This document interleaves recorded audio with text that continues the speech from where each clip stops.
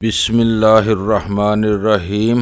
گمنام ہیرو کے معزز ناظرین، السلام علیکم۔ آئیے چلتے ہیں کہانی کی طرف۔ اب صورتحال یہ تھی کہ کمانڈوز تعداد میں بہت کم تھے جبکہ دشمن کی تعداد بہت زیادہ تھی۔ اس مشکل کا حل یہ نکالا گیا کہ دوبارہ انہی ہیلی کاپٹروں میں انہیں کمک پہنچائی گئی۔ اس دوران دشمن نے ارد گرد کے علاقے میں کیموفلاج کی ہوئی اپنی طیارہ شکن توپوں سے ان پر اندھا دھند فائرنگ شروع کر دی۔ ہمارے بہادر پائلٹوں کا حال یہ تھا کہ ان کے پروں کے نیچے بھی زندگی اور موت کا معرکہ لڑا جا رہا تھا اور دشمن مرنے مارنے پر تلا ہوا تھا۔ اس نے یہ اندازہ لگا لیا تھا کہ اب وہ گھیرے میں آ چکا ہے، ٹائیگرز کے گھیرے میں، اور بسا اوقات موت کے چنگل میں پھنس جانے والے بزدل گیدڑوں کو بھی موت کا خوف دلیر بنا دیا کرتا ہے۔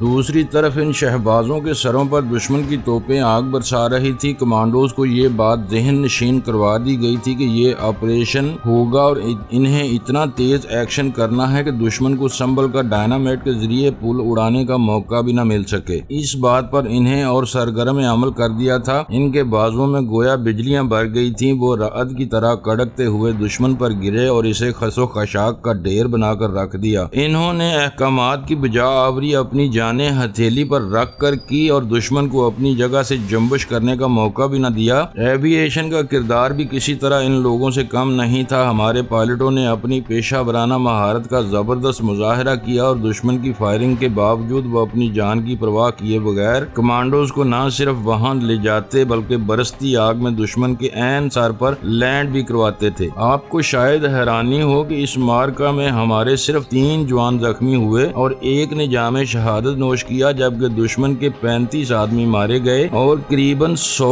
گرفتار ہو گئے۔ کمانڈوز نے تیز لیکن مختصر لڑائی کے بعد بالآخر یہ آپریشن مکمل کر لیا اور پل دوبارہ ہمارے قبضے میں واپس آ گیا۔ یہ پل جنگ کے آخری ایام تک پھر ہمارے قبضے ہی میں رہا۔ یہ معرکہ کرب و بلا ختم کر کے جب میں ڈھاکہ لوٹ رہا تھا تو ایک لمحے کے لیے شہید دل میں یہ امید ضرور جاگزی ہونے لگی تھی کہ ان مجاہدین کے دم قدم کے صدقے ہی شاید اللہ تعالی ہماری ملت کے گناہوں کو معاف فرما دیں۔ انسان بسا اوقات کتنا خوش فہم ہو جاتا ہے۔ ڈھاکہ لوٹا تو معظم نے بتایا کہ اب یہاں مغربی پاکستان کے شہریوں کی زندگی بالکل غیر محفوظ ہو کر رہ گئی ہے، خواہ وہ سویلین ہو یا سرکاری ملازمین۔ پاکستان کی پولیس کے آفیسر اب پولیس لائنز تک ہی محدود ہو کر رہ گئے تھے۔ صورتحال ایسی تھی کہ اگر ہم چاہتے بھی تو عظمیٰ کو یہاں سے نکال نہیں سکتے کیونکہ عملاً اب مشرقی پاکستان محصور ہو چکا تھا۔ دریائی راستے محفوظ تھے، نہ فضائی راستے۔ زمینی راستوں سے تو بچ نکلنے کا سوال ہی پیدا نہیں ہوتا تھا۔ مجھے اپنی خدمات کے سلسلے میں اکثر ڈھاکہ سے باہر رہنا پڑتا تھا۔ ہم لوگ ہفتوں ایک دوسرے کی شکل نہیں دیکھ سکتے تھے۔ کبھی کبھی خصوصی سہولیات کے تحت معظم سے وائرلیس کے ذریعے بات ہو جاتی اور ان لوگوں کی خیریت کی خبر بھی مل جاتی۔ ایسی ہر گفتگو پر وہ مجھے ایک بات ضرور کہتا تھا کہ اگر عظمیٰ کا ساتھ نہ ہوتا تو اس کا مورال بالکل ہی ختم ہو چکا تھا۔ وہ مجھے بتایا کرتا تھا کہ عظمیٰ نے مایوس ہونا تو سیکھا ہی نہیں۔ اکتوبر کے آخری ہفتے تک حالات ایسے ہو چکے تھے کہ ہم عملاً محصور ہو کر رہ گئے۔ مجھے ہی کیا پاکستان آرمی کے ہر آفیسر کو احساس تھا کہ ہم اس جنگ کو طوالت دے سکتے ہیں لیکن جب تک باہر سے امداد نہ آئے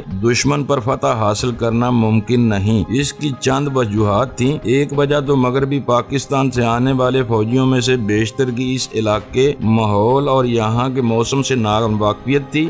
دوسری بڑی وجہ یہاں کے دریائی اور جنگلی راستے تھے جو ہمارے لیے اجنبی اور بالکل غیر محفوظ تھے جبکہ دشمن کے لیے بہترین پناہ گاہ اور گھات لگانے کا موقع فراہم کرتے تھے۔ ہمارے فضائی اور آبی وسائل اتنے کم تھے کہ ان کے متعلق سوچنا یا ان پر انحصار کرنا احمقوں کی جنت میں رہنے والی بات ہوتی۔ اکتوبر کے اواخر تک تو یہ ڈکوسلا بھی ختم ہو کر رہ گیا۔ دشمن نے نومبر کے آغاز میں ہم پر بھرپور حملہ کر دیا تھا۔ یہ چومکھی لڑائی تھی۔ ہم پر زمین سے، فضا سے، پانیوں سے اور فضاؤں سے تابڑ توڑ حملے ہو رہے تھے۔ دشمن کو عددی اور اسلحی برتری حاصل تھی ہی، پراپیگنڈا کے محاذ پر بھی وہ مسلسل ذکر پہنچا رہا تھا۔ مجھے ستمبر کے آخر میں سلہٹ پہنچنے کا حکم ملا تھا۔ نہ جانے اس روز کیوں یہ محسوس ہو رہا تھا جیسے میں آخری مرتبہ ڈھاکہ دیکھ رہا ہوں۔ مجھے یوں لگتا تھا جیسے کوئی طاقت زبردستی مجھے ڈھاکہ سے الگ کر رہی ہے۔ اس روز ایک عجیب سی خواہش کے تحت میں نے بیت المکرم میں جمعہ کی نماز ادا کی تھی۔ نماز کے اختتام پر جب دعا کے لیے ہاتھ اٹھے تو میں ہی نہیں یہاں موجود بیشتر نمازی سسکیاں لے کر رو رہے تھے۔ افسوس ہم تب صرف صرف رونے پر قادر رہ گئے تھے۔ میں نے ایک مرتبہ پھر وردی پہن کر اپنی کمپنی کی کمان سنبھال لی تھی۔ ہم ڈھاکہ سے قریباً 20 میل دور نارائن گنج پہنچے، جہاں وہ چھوٹے بحری جہاز ہمارے منتظر تھے۔ یہ بھی عجیب سفر تھا، اپنا ملک، اپنے لوگ، اپنی زمین، اپنی ہوائیں اور اپنی فضائیں، لیکن سب کچھ اپنے لیے اجنبی تھا، جیسے ہم ہی پرائے تھے، جیسے کوئی زبردستی کا بندھن باندھ رکھا تھا ہم نے، جو موقع ملتے ہی خود بخود سے ٹوٹ گیا۔ پاکستان نیوی کی ایک گن بوٹ ہماری حفاظت کے لیے آگے تھی۔ ہم لوگ عموماً کنارے سے بہت ہٹ کر سفر کیا کرتے تھے تاکہ تخریب کاروں کے ممکنہ حملوں سے محفوظ رہ سکیں۔ ان دنوں دریا میں پانی کی کمی کے سبب ہمیں سفر بھی دن ہی میں کرنا پڑا۔ بصورت دیگر دلدل میں جہازوں کے پھنسنے کا خطرہ موجود تھا۔ جہاز بھی کیا تھے،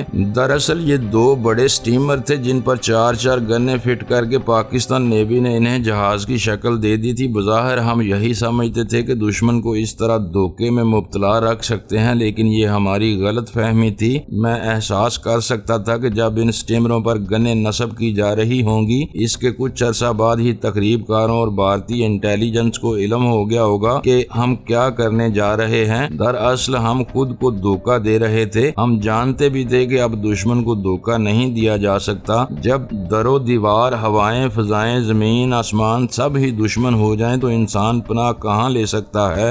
وہ تو ایک اندھے جذبے، محفوظ ہو جانے کے جذبے، ایک انجانے ان دیکھے خوف کے پیش نظر خود کو فریب دیتا ہے، یہ جان کر گویا وہ دوسروں کو فریب دے رہا ہے۔ ہم سٹیمر کی لکڑی اور لوہے کی چادروں سے بنی دیواروں کے پیچھے اپنی گنیں دریائی راستے کے ساتھ بنے جنگل کی طرف تانے کھڑے تھے۔ مجھے اپنے ساتھیوں کا تو پتہ نہیں، لیکن تب میرے جذبات بہت عجیب سے تھے۔ میں سوچ رہا تھا، دریا کے کنارے ہرے بھرے جنگلوں کی یہ ہریالی کن شہیدوں کے خون کی مرہون منت ہے؟ وہ کون لوگ تھے جنہوں نے یہ جانے پہچانے بغیر اپنے گھر بار، جان و مال لٹا دیے، قربان کر دیے کہ وہ جس وطن کے لیے اپنی جانوں کے نذرانے پیش کرنے جا رہے ہیں، اس کی زمین کبھی انہیں پناہ دینے سے، قبول کرنے سے انکار بھی کر دے گی؟ میں نے پڑھا تھا، سنا تھا کہ سلہٹ کو مشرقی پاکستان کا حصہ بنانے کے لیے مسلمانوں نے ایک طویل اور بے مثال جدوجہد کی تھی، دشمن سے لمبی لڑائی لڑی تھی، تب ایک انچ کے لیے خون کی ندیاں بہا دی گئی تھیں، سینکڑوں ہزاروں جانوں کی قربانی دینے کے بعد بالآخر وہ اپنا حق حاصل کرنے میں کامیاب ہوئے تھے۔ اور میں پاکستانی فوج کا ایک سپاہی آج نارائن گنج کے دریائی راستے پر سفر کرتا ہوا سوچ رہا تھا کہ اتنی قربانی کیا ہمارے بزرگوں نے آج ہی کے دن کے لیے دی تھی؟ کیا ہم نے دوبارہ سلہٹ کو، نارائن گنج کو،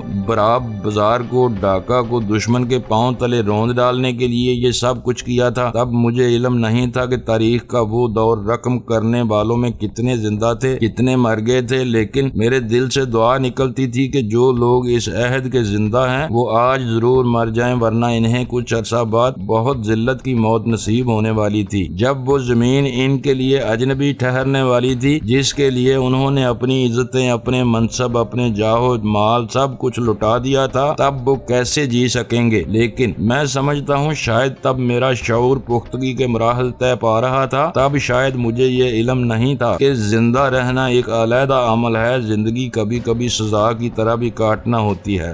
جب انسانوں کے لیے زندگی سزا بن جائے تب ان کے پاس سوا اس کے اور کوئی چارہ نہیں ہوتا کہ وہ اس خدائی فیصلے پر صاد کریں، اس پر آمنا صدقنا کہہ کر اسے قبول کر لیں۔ تب تک میں نے شاید دشمن کی قید نہیں دیکھی تھی، ذلت کا گہرا داغ ابھی میرے دل پر نہیں لگا تھا، ابھی میرے ماتھے پر لعنت کی وہ مہر ثبت نہیں ہوئی تھی جس پر نظر پڑتے ہی دیکھنے والا تف کہہ کر پرے ہٹ جاتا ہے۔ آج میں سوچتا ہوں جب ہم اتنی ذلت کی زندگی جی رہے تھے تو وہ لوگ کیسے مر جاتے؟ وہ تو ہم سے بہرحال بہتر تھے۔ شام تک ہمارا یہ مختصر سا قافلہ بیراب بازار پہنچ گیا۔ بیراب بازار دریائے میگنا کے کنارے پر واقع ایک چھوٹا سا لیکن تجارتی اہمیت کا حامل شہر ہے۔ یہاں دریائے میگنا پر وہ پل بھی موجود ہے جسے بعد میں دوران جنگ اڑا دیا گیا تھا۔ یہ پل ڈھاکہ اور کومیلا کو بذریعہ ریل ملاتا تھا۔ یہاں ہمارا قیام ایک رات رہا اور اگلے روز دوپہر تک ہم شہر پور گھاٹ پہنچ گئے جہاں آرمی کے ٹرک ہمارے منتظر تھے جنہوں نے ہمیں سلہٹ پہنچا دیا۔ رات کے دوسرے پہر ہم آپریشنل ایریا میں پہنچ گئے۔ جنگی اصول و ضوابط کے مطابق ایک کمپنی کو 1500 گز علاقے کی حفاظت کی ذمہ داری سونپی جاتی ہے، لیکن میری کمپنی کو یہاں 3 مربع میل علاقے علاقے کی ذمہ داری سونپی گئی اور اس صورتحال کا سامنا باقی کمپنی کمانڈروں کو بھی تھا۔ ہماری نفری اتنی کم تھی جس سے بمشکل ہی دفاع ہو سکتا، حملے کا تو سوال ہی پیدا نہیں ہوتا تھا۔ اس علاقے میں بارشیں معمول سے کچھ زیادہ ہی ہوتی ہیں، ہر دوسرے تیسرے میل پر جھاڑیوں اور دلدل کا سامنا کرنا پڑتا تھا۔ ہم چونکہ علاقے سے مکمل آشنائی نہیں رکھتے تھے، اس لیے بیشتر مقامات پر اچانک ہنگامی صورتحال کا سامنا کرنا پڑتا۔ ہم معمول کا علاقہ سمجھ کر جب بڑی بڑی جنگلی گھاس میں داخل ہوتے تو اچانک دلدل میں پھنس جاتے۔ علاقہ کٹا پھٹا تھا، سڑکوں کی حالت ناگفتہ بے تھی۔ مکتی باہنی نے کسی بھی سڑک کو استعمال کے قابل نہیں رہنے دیا تھا۔ چند پل باقی بچے تھے، لیکن ہمارے پاس ان کی حفاظت کرنے کے لیے جوان میسر نہیں آتے تھے۔ یہ ذمہ داریاں رضاکاروں کو سونپ دی گئی۔ قریباً تمام پلوں کی حفاظت البدر اور الشمس کر رہے تھے۔ خدا کے ان پراسرار بندوں نے جس کمال جرت اور ہمت سے اپنی ذمہ داریاں نبھائیں، اس پر انہیں جتنا بھی خراج عقیدت پیش کیا جائے کم ہے۔ اگر کبھی مورخ نے وہ تاریخ بھی لکھی جو مجھ جیسوں کے سینوں میں رقم ہے، تو دنیا ان گمنام غازیوں اور شہیدوں کے کارناموں پر اش اش کر اٹھے گی۔ سلہٹ سے شمال مغرب کی طرف قریباً 50 میل کے فاصلے پر چھاتک نامی ایک شہر واقع ہے، جہاں ان دنوں مشرقی پاکستان کی واحد سیمنٹ فیکٹری بھی قائم تھی۔ یہ فیکٹری دریائے سرما کے دائیں کنارے اور شہر بائیں کنارے پر آباد ہے۔ یہاں سے سرحد بمشکل 6 میل دور واقع ہے۔ ہماری آمد سے پہلے اس فیکٹری اور سرحد تک کے سارے علاقے کی حفاظت ان ہی جاں باز رضاکاروں اور سکاؤٹس کے سپرد تھی۔ ہماری آمد سے قبل بھارتی فوج کے ساتھ جھڑپیں ان کا روزانہ کا معمول بن چکی تھی۔ بھارتی فوجی ان مجاہدوں کو تربیت یافتہ فوج نہ جانتے ہوئے متعدد مرتبہ ان پر حملہ آور ہو چکے تھے۔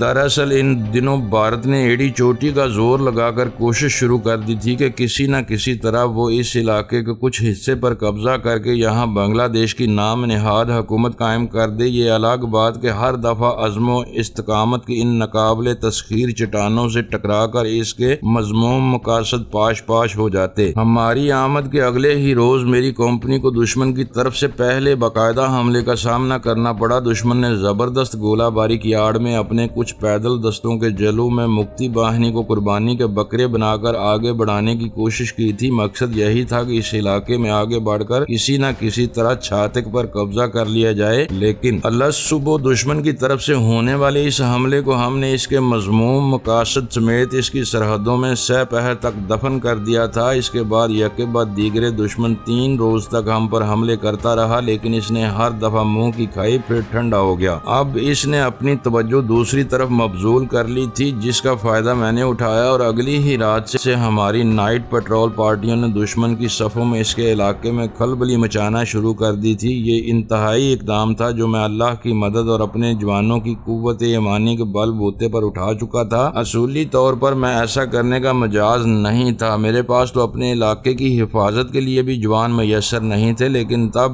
میں نے جارحیت بہترین دفاع ہے کی حکمت عملی اپنائی۔ اس طرح میں نے اپنی دانست میں دوہرے مقاصد حاصل کر لیے تھے۔ ایک طرف تو ہمارے جوانوں اور رضاکاروں کا مرال بڑھنے لگا تھا اور دوسری طرف دشمن کی صفوں میں مسلسل کھلبلی پھیل رہی تھی۔ عموماً ایسی ہر مہم کی کمانڈ میں خود ہی کیا کرتا تھا اور اپنی معاونت کے لیے رضاکاروں کا مختصر سا گروپ، جس میں 3 تا 5 البدر ہوا کرتے، اپنے ساتھ لے جایا کرتا تھا۔ یہ لوگ ایک تو مقامی علاقے اور راستوں سے واقفیت رکھتے تھے، دوسری وجہ ان کی غیرت ایمانی اور بہادری تھی۔ میرا ایمان تھا کہ یہ ہمیں کبھی اکیلا چھوڑ کر نہیں بھاگیں گے۔ شوق شہادت کا یہ عالم تھا کہ گویا ان کے درمیان شہادت کے حصول پر ٹھن گئی ہو۔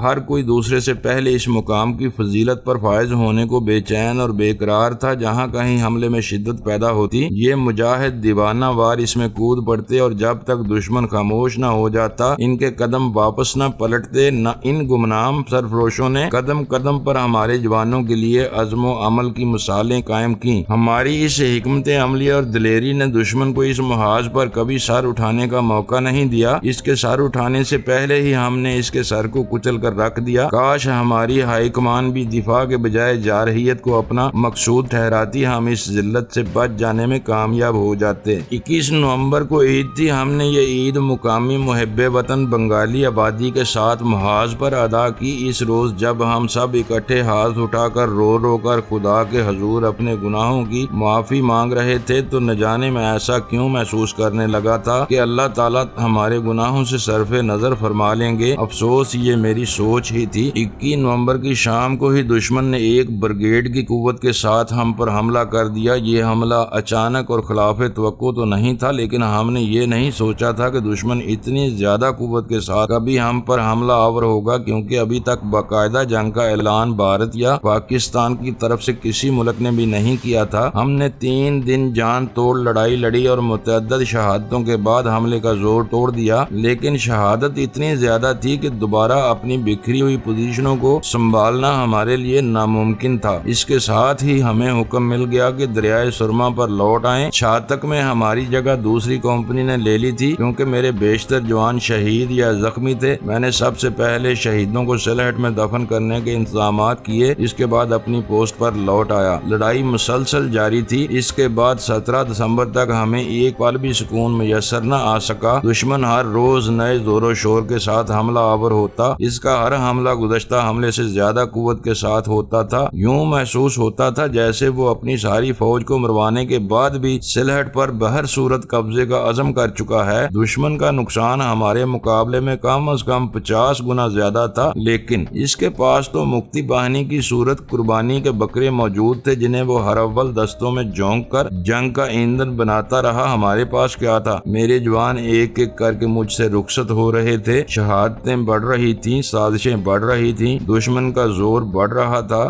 دلدلی موسم کی عذاب ناکیوں نے ہمارا ناطقہ بند کر رکھا تھا۔ جوان شدید بخار اور کمزوری کی حالت میں مورچے سنبھالے بیٹھے تھے۔ اب تو صورتحال اتنی بگڑ چکی تھی کہ ہمارے پاس زخموں پر رکھنے کے لیے مرہم پٹیاں بھی باقی نہیں بچی تھیں۔ شدید زخمیوں کو لے جانے کے لیے اس طرف ہیلی کاپٹر کی آمد بھی دشمن نے ناممکن بنا دی تھی۔ ہماری مدد کو آنے والے ہر راستے پر مکتی باہنی کے بیڑیے اپنے بھارتی درندے آقاؤں کے ساتھ گھات لگائے بیٹھے تھے۔ انہوں نے ہر قابل ذکر پل کو یا تو تباہ کر دیا تھا یا پھر اس پر قابض ہو گئے تھے۔ ان لوگوں نے ملحقہ دیہاتوں میں پاکستان کی حمایت کرنے والے بے گناہوں کو اس طرح چن چن کر اور اذیتیں دے دے کر شہید کیا تھا کہ اب کوئی مقامی مسلمان خوف کے مارے ہماری مدد کی ہمت نہیں کر پاتا تھا۔ راشن کو محفوظ ذخائر ختم ہو رہے تھے، رسد کے راستے مسدود تھے، گولہ بارود نہ ہونے کے برابر تھا۔ نفری روز بروز کم پڑتی جا رہی تھی۔ دسمبر کے آغاز میں تو یہ نوبت آ گئی تھی کہ مورچوں میں نصب گنوں پر ہمارے قریباً تمام گنر وہ تھے جو زخموں سے چور چور ہونے کے سبب کسی نقل و حرکت کے قابل نہیں رہ گئے تھے اور بمشکل اپنی جگہ بیٹھ کر صرف احکامات ملنے پر گن کا ٹریگر ہی دبا سکتے تھے۔ 1 دسمبر کو مجھے ڈویژن ہیڈ کوارٹر سے ایک ذاتی پیغام موصول ہوا۔ بمشکل ایک ہیلی کاپٹر یہاں تک زخمیوں کو لینے آیا تھا۔ اس میڈیکل کور کے 2 ڈاکٹر اور کچھ جان بچانے والی دوائیاں تھیں یا پھر ہمارے ذاتی خطوط۔ یہ خط مجھے معظم نے لکھا تھا: پیارے شیر افغان، صورتحال روز بروز سنگین تر ہوتی چلی جا رہی ہے۔ مجھے تمہارے محاذ کی تو خبر نہیں، لیکن اگر یہاں کوئی عقل کا اندھا نہیں اور احمقوں کی جنت میں بھی نہیں بیٹھا تو اسے یقین ہو چلا ہے کہ جلد یا بدیر دشمن ہم پر قابض ہو جائیں گے۔ کاش تم اندازہ لگا سکتے کہ میں نے کتنا کرب جھیل کر یہ فقرہ لکھا ہے۔ شیر افغان، ہمیں اپنی بہادر فوج پر اعتماد ہے، لیکن تاریخ کا طالب علم ہونے کے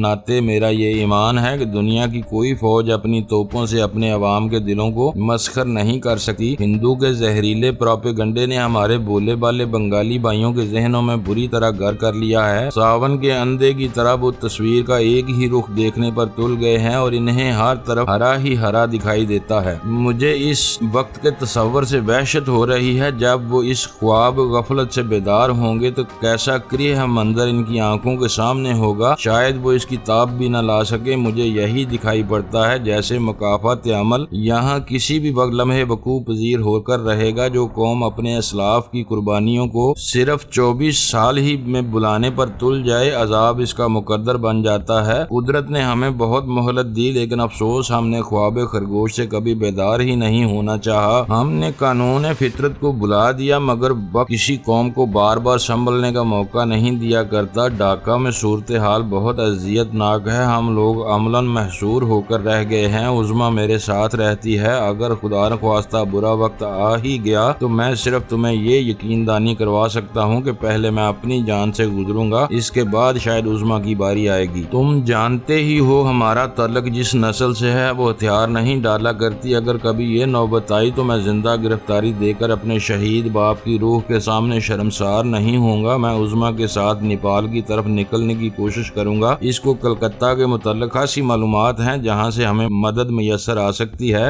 گو کہ ان حالات میں سوائے خدا کی ذات کے اور کسی پر اعتماد نہیں کیا جا سکتا، لیکن میرا دل اب بھی گواہی دے رہا ہے کہ میرے پولیس کے بنگالی ساتھیوں میں ایسے لوگ موجود ہیں جو ہمیں مشرقی پاکستان کی سرحد انشاءاللہ بحفاظت پار کروا دیں گے، جہاں سے ہم گورکھپور کا راستہ اختیار کریں گے۔ شیر افغن، تم ایک بہادر باپ کے بیٹے ہو، کمانڈو ہو، تمہارے لیے کوئی صورتحال غیر معمولی نہیں ہونی چاہیے۔ جب میدان جنگ میں اترو تو اپنے دل میں ایک لمحے کے لیے بھی عظمیٰ کے متعلق ملال نہ لانا، دشمن کو گرفتاری نہ دینا، ایسا ناگزیر ہو جائے تو فرار ہو جانا، بہر صورت فرار ہو کر نیپال پہنچنے کی کوشش کرنا۔ ادھر سے سرحد پار کرنا آسان ہے، بھارتی پنجاب یا مقبوضہ کشمیر سے شاید اتنا آسان نہ ہو۔ فی الحال میرے ذہن میں اور کوئی بات نہیں آ رہی، وقت بھی کم ہے، زندہ رہے تو انشاءاللہ ضرور ملیں گے۔ خدا حافظ، تمہارا بھائی معظم شاہ۔ معظم کے خط کی ایک ایک سطر مجھے اپنے دل کی گہرائیوں میں اترتی محسوس ہو رہی تھی۔ نہ جانے کیوں آج پہلی مرتبہ اس نازک صورتحال پر میرا دل بھر آیا، میری آنکھیں بے اختیار چھلک پڑیں، اپنی بے بسی کا احساس مجھے آج بہت زیادہ شدت سے ہونے لگا تھا۔ میں نے سوچا معظم سچ کہتا ہے، تاریخ کا دائرہ اپنے رخ چلتا ہے، اپنے مزاج کے مطابق قانون کی فطرت اٹل ہے۔ ہماری بدعمالیوں کے سبب شاید ہم پر در توبہ بند ہو چکا ہے، شاید ہم نے وہ حد عبور کر لی ہے جو اتمام حجت کے لیے ضروری ٹھہرتی ہے۔ بس اب کسی بھی لمحے، کسی بھی دم قدرت کا فیصلہ آیا کہ آیا۔ تب میرے دل میں دور دور تک یہ خیال نہیں آیا تھا کہ ہم اتنی ہولناک اور ذلت امیز شکست سے دوچار ہوں گے۔ میں نے سوچا زیادہ سے زیادہ یہی ہوگا کہ ہمیں دشمن کی شرائط پر جنگ بند کرنا ہوگی، دشمن بین الاقوامی سطح پر ہمیں رسوا کر کے اپنے انتقام کی آگ ٹھنڈی کر لے گا۔ یہ تو میں سوچ ہی نہیں سکتا تھا کہ اتنی ذلت امیز ہزیمت ہمارا مقدر بننے والی تھی۔ 16 دسمبر تک ہمارے 2 بریگیڈ مولوی بازار اور جنتا پور کے اطراف سے پسپائی اختیار کر کے سلہٹ میں ملاب کر چکے تھے۔ اس سے پہلے دشمن نے سلہٹ میں کمانڈوز کی ایک مکمل بٹالین اتار دی تھی، جسے حسب توقع اس کے فریب خوردہ غدار بنگالی چور راستوں سے گماتے محفوظ ٹھکانوں تک پہنچانے میں کامیاب ہو چکے تھے۔ دشمن نے اپنی روایتی مکاری اور مسلمان کی کمزوری کا فائدہ اٹھاتے ہوئے کمانڈوز کی بٹالین کو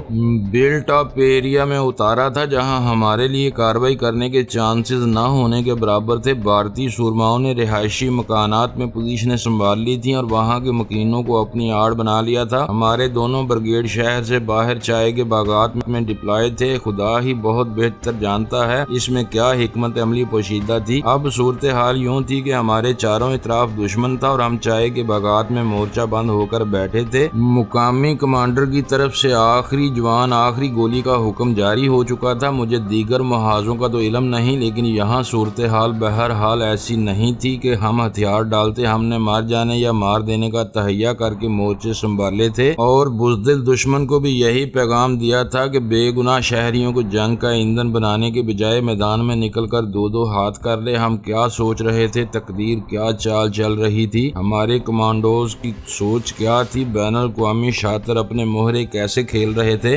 بہت سی باتیں تھی، بہت سے حقائق تھے۔ فوجی کا جذبہ شہادت، فوج کی بے مثال جرت، منصوبہ بندیاں، قربانیاں کس کس ڈھنگ سے، کس کس اسلوب سے سیاست کی بھینٹ چڑھائی جاتی ہیں، اس کی یوں تو بہت سی مثالیں تاریخ عالم میں محفوظ ہوں گی، لیکن جس بےایمانہ اور ظالمانہ بے رخی سے پاکستانی افواج کی شہادت کو سیاست کی بھینٹ چڑھایا گیا، تاریخ کے بدترین دور بھی شاید کوئی ایسی مثال نہ ملتی ہو۔ ہمارے مورچوں میں موجود ٹرانسسٹروں ٹرانسمیٹروں پر گزشتہ 3-4 روز سے ایک ہی پکار سنائی دے رہی تھی: ہتھیار ڈال دو، تمہیں مکمل تحفظ دیا جائے گا، تمہیں جنگی قیدیوں کے تمام حقوق حاصل ہوں گے، ہم تمہاری حفاظت کا ذمہ لیتے ہیں، بصورت دیگر تمہارے بیوی بچے مکتی باہنی کی درندگی کا شکار بن جائیں گے۔ ابھی تک معاملہ ہمارے ہاتھ میں ہے، اگر مکتی باہنی کے ہاتھ میں چلا گیا تو ایسی بہت سی دھمکیاں، بہت سے لالچ، ترغیب، تحریض، غرض ہر اوچھا ہتھ کنڈا دشمن استعمال کر رہا تھا، لیکن ہمارے کانوں پر کبھی جوں نہیں رینگی تھی۔ ہم نے تو مرنے مارنے کا عہد کر رکھا تھا اور ہم اس عہد کی پاسداری کی روایت رکھتے ہیں۔ یہ روایت 1300 سال سے ہمیں نسل در نسل منتقل ہوتی آئی ہے، لیکن اس مرتبہ روایتوں کے امین غدار نکلے،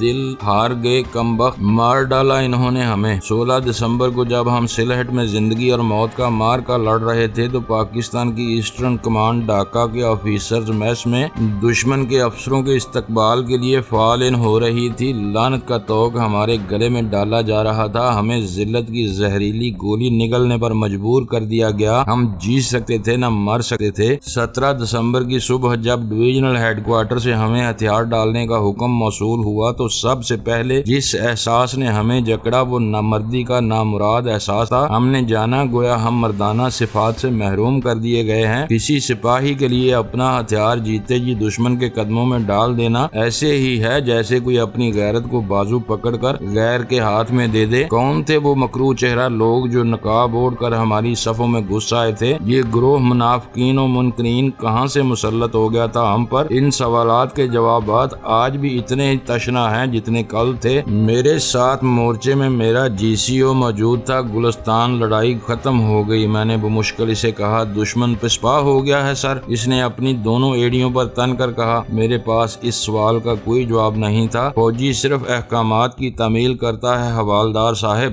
میرا گلا روند گیا۔ نو سر، جانے اس نے کیسے یہ دو الفاظ ادا کیے ہوں گے۔ میں نے کچھ کہا نہیں، صرف گردن گھما کر اس کی طرف دیکھا۔ سر معافی چاہتا ہوں سر، لیکن پاک آرمی کا حوالدار گلستان خان جیتے جی دشمن کو اپنا ہتھیار نہیں سونپے گا۔ میں تو ایک باوقار اور مسلمان فوج کا سپاہی ہوں سر۔ میری تو بات ہی اور ہے۔ ادھر جن پہاڑوں پر ہم رہتے ہیں سر، وہاں تو لوگ آپس کی دشمنی میں جیتے جی اپنوں کے سامنے ہتھیار نہیں پھینکتے۔ یہ تو ہمارا دشمن ہے، کافر ہے۔ ہم مار دیتے ہیں، مر جاتے ہیں یا معاف کر دیتے ہیں۔ یہاں ایسی کوئی بات نہیں سر۔ خدا جانے وہ ان پڑھ سا حوالدار کیا کیا کہتا رہا۔ اس کے منہ سے نکلے لفظ LMG کی گولیوں کی طرح میرا کلیجہ چھلنی کرتے رہے۔ میں پتھر کا بت بنا اس کے منہ کو ٹکر ٹکر دیکھتا رہا۔ میں تو تب بھی اپنی جگہ سے جنبش نہیں کی جب وہ مورچے سے اپنی گن اٹھا کر باہر کو لپکا۔ اس کے منہ سے حالت غیظ و غضب میں جانے کیا کیا نکل رہا تھا۔ وہ اپنی روایت کی توہین برداشت نہیں کر سکتا تھا۔ بہت غیرت مند تھا وہ،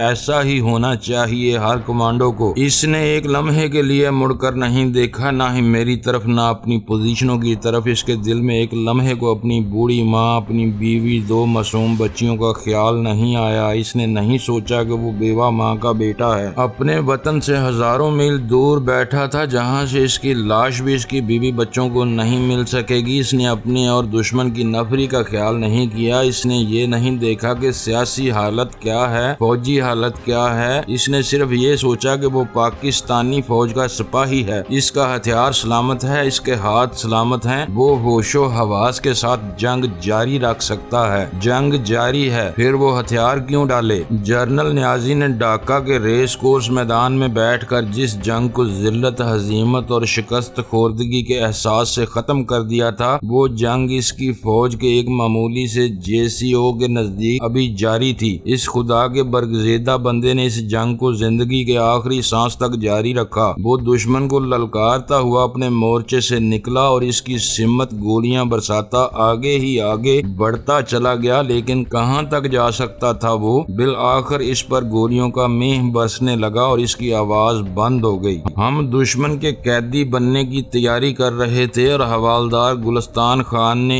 ایک ہی لمحے میں آزادی حاصل کر لی تھی۔ میں اپنے ساتھیوں سمیت بے بسی سے اس کی شہادت کا منظر دیکھتا رہا۔ خدا جانے اس لمحے مجھے طیش کیوں نہیں آیا، میرا خون کیوں نہ کھولا۔ معزز ناظرین، لائک کریں، شیئر کریں اور کمنٹس باکس میں پاک آرمی زندہ باد، پاکستان پائندہ باد کا نعرہ ضرور درج کر کے اپنے ملک پر فخر کریں اور پاکستان کی بنیادیں مضبوط کرنے میں اپنا کردار ادا کریں۔ ویڈیو دیکھنے کا شکریہ۔ معزز ناظرین، اپنا خیال رکھیے گا اور ہمارے چینل کا بھی۔ ISI پاک آرمی زندہ باد، پاکستان پائندہ باد۔